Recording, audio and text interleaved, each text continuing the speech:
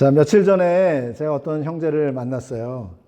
그래서 이런저런 이야기를 나누다가 이제 마지막에 신앙에 대한 이야기를 시작했습니다. 저는 그 형제가 생고구마인 줄 알았어요.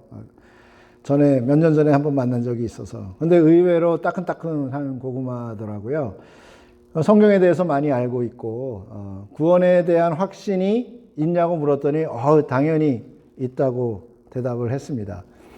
그래서 제가 죽어서 천국에 갔는데 하나님이 내가 왜 너를 천국에 들여보내줘야 하느냐라고 물으면 어떻게 대답하겠느냐고 했더니 그거는 모든 것은 하나님께 달려 있습니다 라고 대답을 하겠대요. 보통은 내가 열심히 교회 다녔습니다, 교회 봉사했습니다 이렇게 얘기하는데 그 형제는 모든 것이 하나님께 달려 있습니다. 나름 좀 멋있죠. 근데 이제 속마음을 알아야 되니까. 그래서 이제 죄에 대해서 제가 나눴어요. 죄의 심각성에 대해서 나누고 과거, 현재, 미래의 죄에 대해서 나누었어요.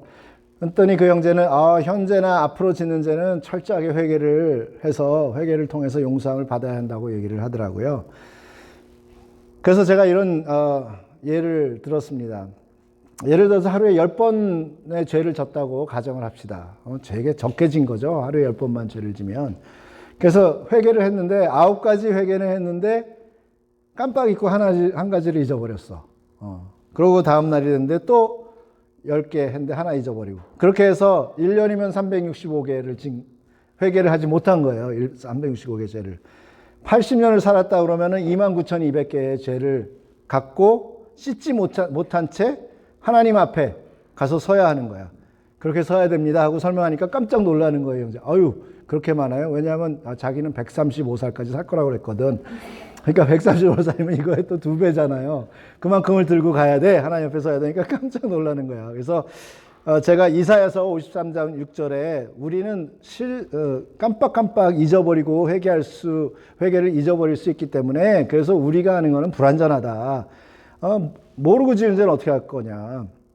그래서 이사야 53장 6절에 보면 하나님이 우리는 다 양 같아서 그릇 행하여 각기 제 길로 갔거늘 여호와께서 하나님께서 우리 모두의 죄악을 하나도 빠짐없이 하나님이 하셨으니 얼마나 완전하시겠어요. 하나도 빠짐없이 우리 모두의 죄악을 하나님이 죄악을 그에게 담당시키셨도다. 그 예수님께 담당시켰다는 얘기죠. 그것을 인용해서 우리 모두의 죄악을 하나님이 예수님에게 담당시킨 것이라고 설명을 했어요. 그래서 하나님이 우리 모두 죄악을 예수님께 담당시켰기 때문에 실수 없이 하나도 빠짐없이 모두 담당시켰다는 것을 우리는 확신할 수 있다. 이렇게 설명을 드렸거든요. 그리고 이제 덧붙여서 예수님은 십자가에서 다 이루었다라고 말씀하셨는데 왜냐하면 과거, 현재, 미래의 모든 죄를 다 이루었다는 뜻이다. 그래서 히브리서 10장 10절에 보면 이 뜻을 따라 예수 그리스도의 몸을 한 번에 들이심으로 말미암아 우리가 거룩함을 얻었노라. 그 성경은 우리에게 확신을 주고 있습니다라고 이제 설명을 한 거예요.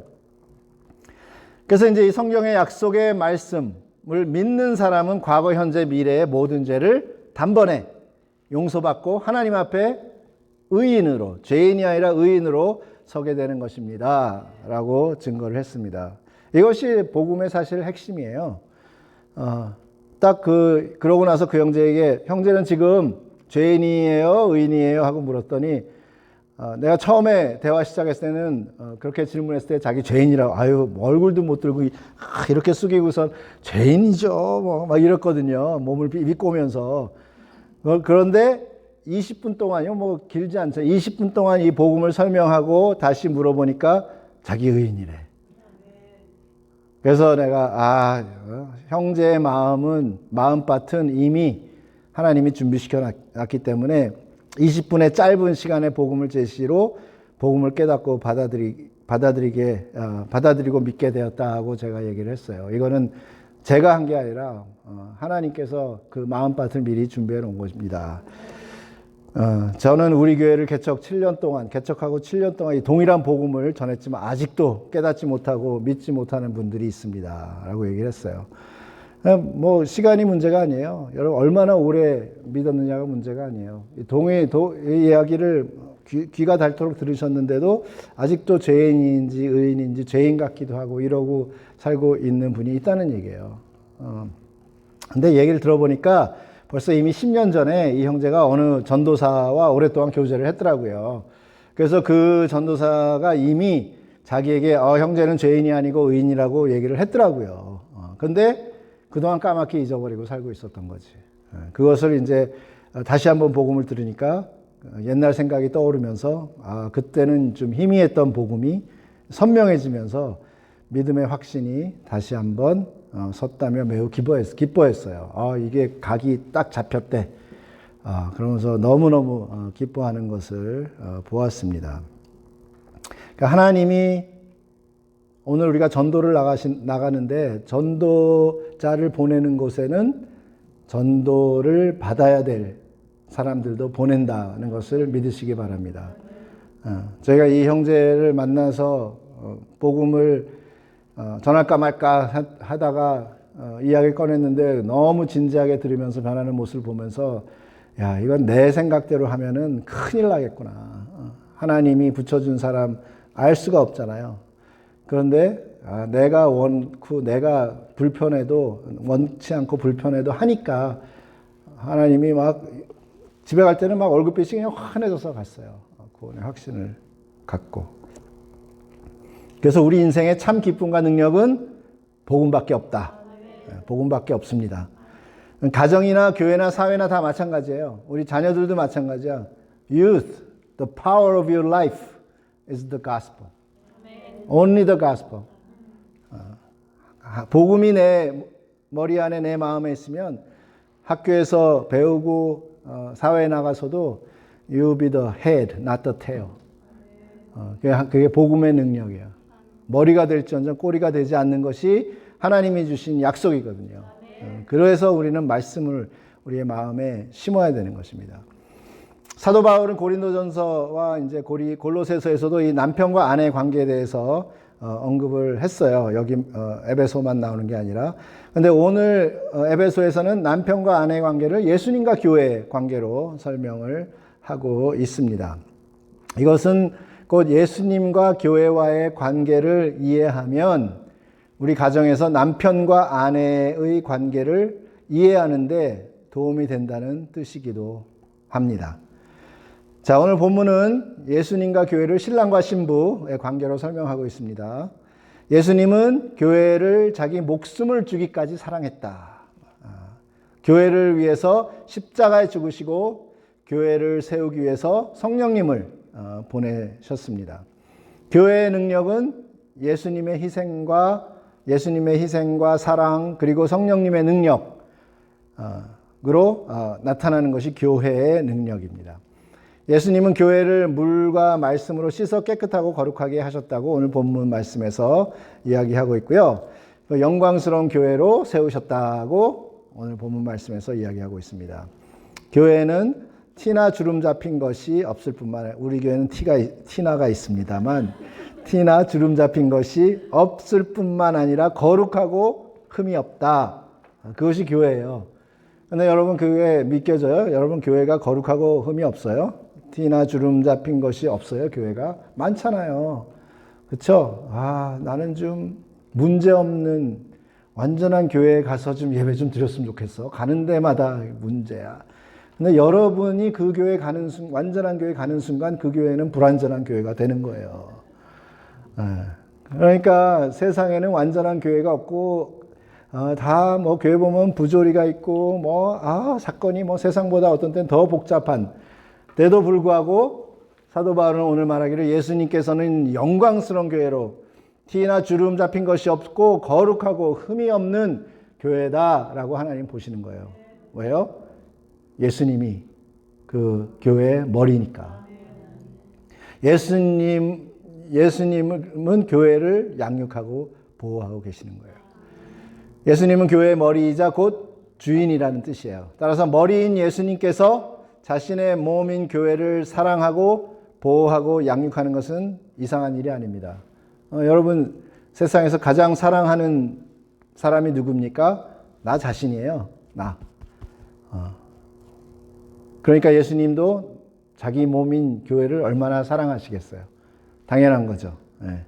이상한 일이 아니에요. 그리고 세상에 오직 한 분이며 전지전능한 하나님이신 예수님이 머리가 된 교회가 굳이 뭐 다른 신들에게 순종할 이유가 없다는 거예요.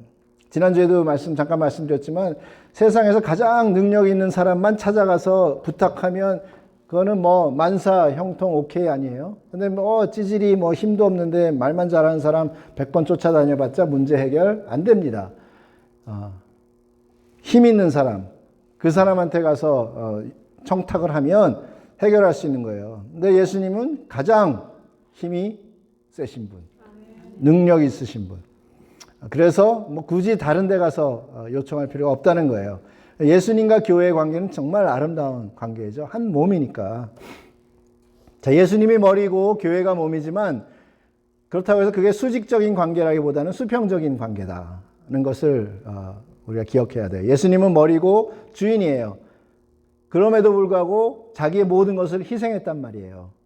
주인 행세를 한 것이 아니라 섬기기 위해서 이 땅에 오셨다고 말씀하시잖아요. 그래서 교회는 죄인들이 모인 곳이에요. 그렇지만 예수님은 우리를 친구라 불러주신단 말이에요. 그것을 생각하는 거 지금 뭐 교회 예수님만 생각하지 말고 지금 남편과 아내의 관계를 염두에 두고 들으세요. 그래서 남편 된 분들은 뭐 권위를 가지고 아내를 누르는 것이 아니라 순종하라고 그랬지. 그래서 막 그러는 것이 아니라 아내와 남편과의 관계는 수직이 아니라 수평이다. 서로 돕고 서로 희생하는, 서로 순종하고 희생하는 관계다. 예수님과 교회와 같이. 예수님은 교회를 무조건 압제하지 않습니다. 권위보다는 사랑이 바탕이 되어 교회의 머리가 되신 거예요.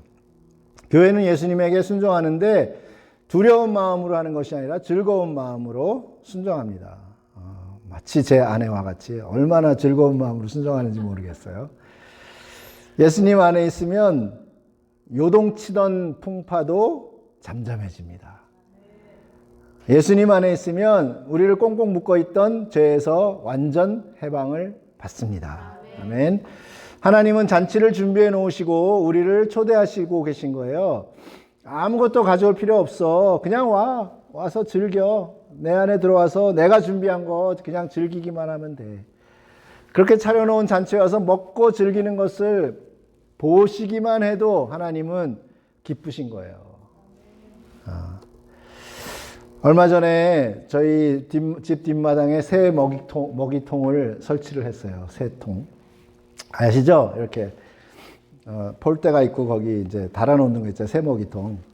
그리고 첫날 이제 제가 딱 마당 한가운데다 설치해 놓고 아무리 기다려도 새가 안 오는 거예요. 새 그걸 설치해 놨는데 그래서 저것들이 왜 안 오나, 식당 문을 처음 열어서 아직 광고 홍보가 안 돼서 안 오나 보다. 그래서 실망은 좀 했지만 포기하지 않고 먹이통을 좀 집에서 멀리 떨어진 담장 옆에다 갖다 세웠어요. 그러고 이제 기다렸더니 새들이 모이기 시작을 하는 거예요. 그러니까 이제 그 다음에는 나가서 매일매일 한 발자국씩 집 가까이로 이제 빼가지고 옮기는 거야, 이렇게 가까이 옮기니까 이제는 저희 부엌 식탁 창문가에 있거든요. 딱 앉아있으면 바로 코앞에 그 바깥에 세워져 있는데 거기까지 새들이 날라와서 먹이를 먹고 가요. 그렇게 먹고 가는 녀석들에게 감사한 마음이 들더라고요. 저 사진 보시죠? 희미하게 안 보이는데 왼쪽에 밑에 한 마리 앉아있고 이쪽에도 두 마리가 앉아있죠? 이렇게 이게 바로 그냥 창문 바로 바깥에 이렇게 와서 하는데 얘네들도 또 시간이 있더라고요. 한 9시 반 되면은 와요. 아침에. 그러고서는 한 1시간 먹고 또 다 가. 그러고 이제 뭐 점심 좀 지나서 또 한바탕 오고. 근데 꼭 늦게 오는 한 마리가 있어. 한두 마리가. 우리 교회랑 똑같아. 꼭 늦게 오는 그 한두 분이.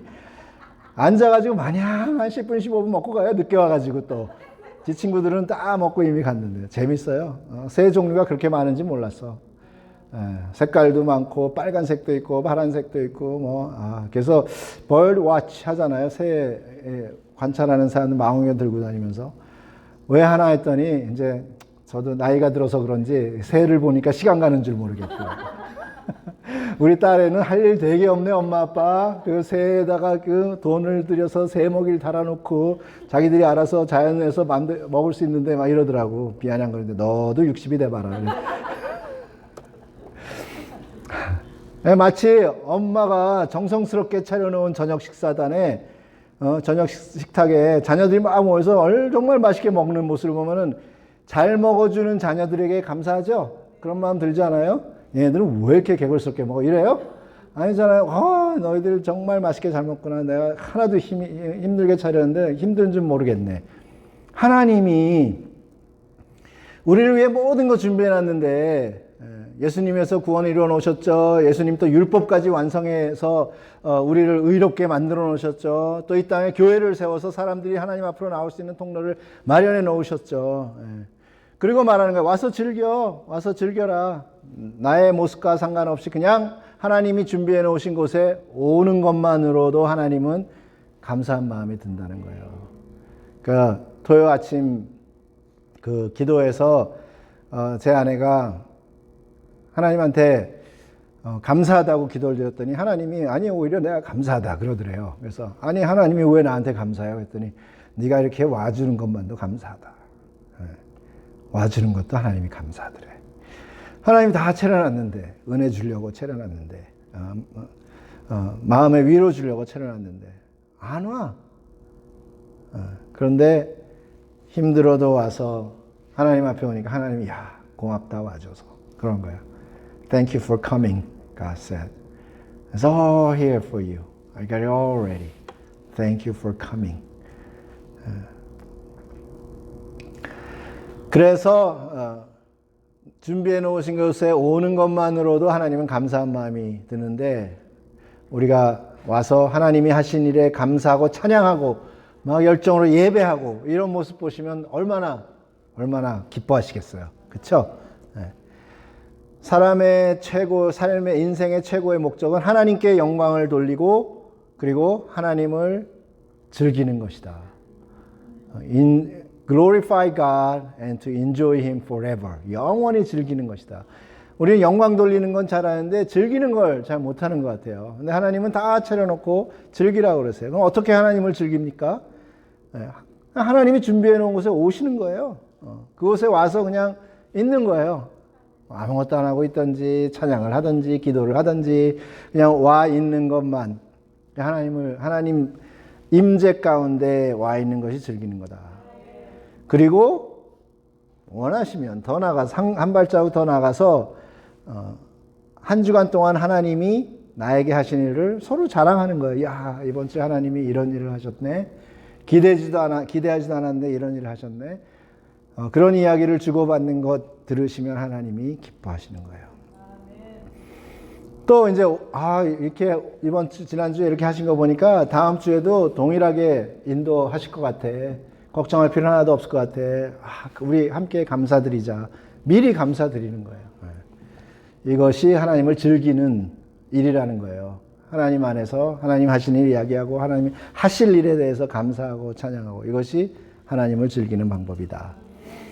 자, 이런 예수님과 교회와의 관계같이 남편과 아내의 관계가 성립이 되었다는 겁니다. 근데 성경은 아내에게 먼저 권면을 해요. 아내들이여 자기 남편에게 복종하기를 주께 하라. 왜 하필이면 남편보다 아내에게 먼저 그랬을까요? 왜냐하면 아내들의 믿음이 더 좋기 때문에 그런 거예요. 믿음 좋은 사람은 먼저 변화시키는 거고 믿음 좋은 사람 먼저 부르는 거예요. 왜냐하면 믿음이 더 좋은 이유는 아무래도 여자분들이 마음이 여리기 때문이죠. 그렇죠? 베드로도 그렇게 얘기해요. 남편 된 자들아 이와 같이 지식을 따라 너희 아내와 동거하고 저는 더 연약한 그릇이다. 생명의 은혜를 유업으로 함께 받을 자로 알아 귀히 여겨라. 이는 너희 기도가 막히지 아니하게 하람이라. 그러니까 남편이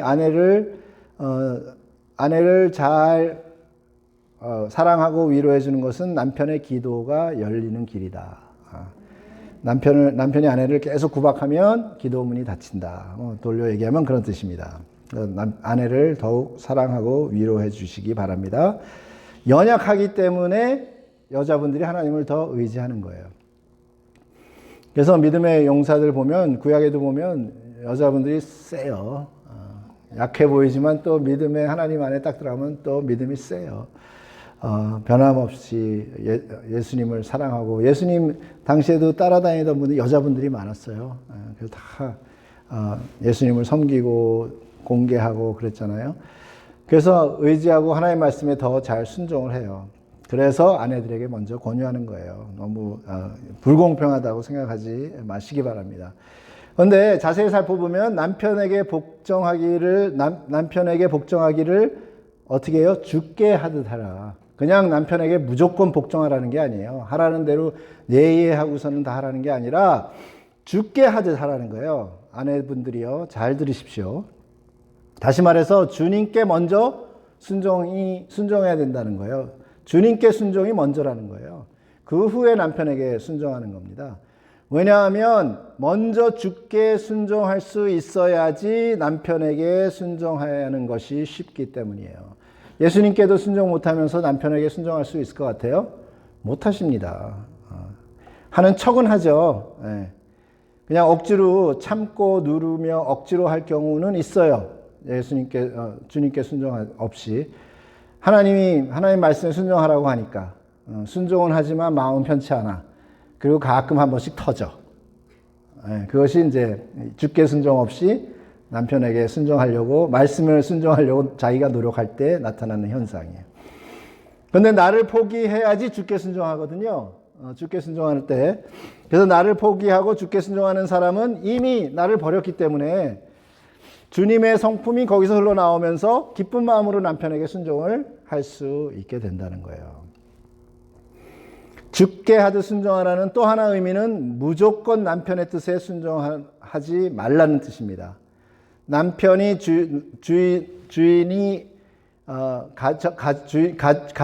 남편이 주인인 가정은 남편의 수준밖에 못 미쳐요. 거기만 순종하고 계속 가보세요. 남편 수준 이상으로 뛰어넘지 못합니다. 자녀들도 마찬가지예요. 그냥 남편에게만 있으면 그 이상 뛰어넘지를 못해요. 그런데 예수님이 나의 주인인 그런 가정은 남편뿐만 아니라 아내, 자녀들도 누구 수준이에요? 예수님 수준에 이르는 거예요. 비교가 안 되는 거죠. 뭐 가정의 평화를 위해서 그래도 무조건 남편한테 순종한다. 네, 그러면 그저 남편 수준 거기까지. 예수님에 순종하면 예수님 수준. 예수님 수준에 다다르기를 축원합니다. 근데 좀 더 자세히 살펴보면 남편들의 책임은 사실은 더 막중합니다. 예수님이 교회를 위해서 자신을 주신 것 같이 남편은 자기 자신을 아내에게 줘야 합니다. 더 큰 희생. 그냥 순종하는 게 낫지 목숨을 바쳐야 돼, 남편은. 아내는 그냥 순종만 하면 돼. 근데 남편은 목숨을 바쳐야 돼. 더 큰 희생이 요구해요. 더 큰 책임이 있는 거예요. 그렇기 때문에 남편과 아내는 서로 돕고 사랑하는 관계가 되어야 둘이 살아남을 수 있는 겁니다. 예수님과 교회, 뛸래야 뛸 수 없는 관계인 것 같이 남편과 아내의 관계도 뛸래야 뛸 수 없는 그런 관계라는 것입니다. 그래서 그런 관계인데 그 관계가 끊어지면 양쪽이 다 큰 아픔과 고통을 겪게 되는 거예요. 그래서 예수님 없는 교회, 교회 없는 예수님, 상상이 갑니까? 존재할 수 없습니다. 그만큼 예수님과 교회의 관계는 끊을래야 끊을 수 없는 관계인 것입니다. 남편과 아내가 하나가 되기 위해서는 오늘 본문 말씀에 보면 부모를 떠나야 한다고 말합니다. 창세기에서 하나님께서 하신 말씀이에요. 우리가 신부로서 신랑 되신 예수님과 하나 되기 위해서는 우리 모두는 지금까지 내가 살아온 삶의 패턴, 그것에서 떠나셔야 합니다. 그리고 예수님의 패턴, 예수님의 시간, 하나님의 시간에 나를 맞춰야 하는 것입니다. 그것이 남편 된 예수님에게 순종하는 길입니다. 우리 남편 되신 예수님은 언제나 변함없이 우리를 사랑하시고 우리를 위해 희생하셔서 우리로 점과 흠이 없는 거룩한 하나님의 자녀로 만들어 주십니다.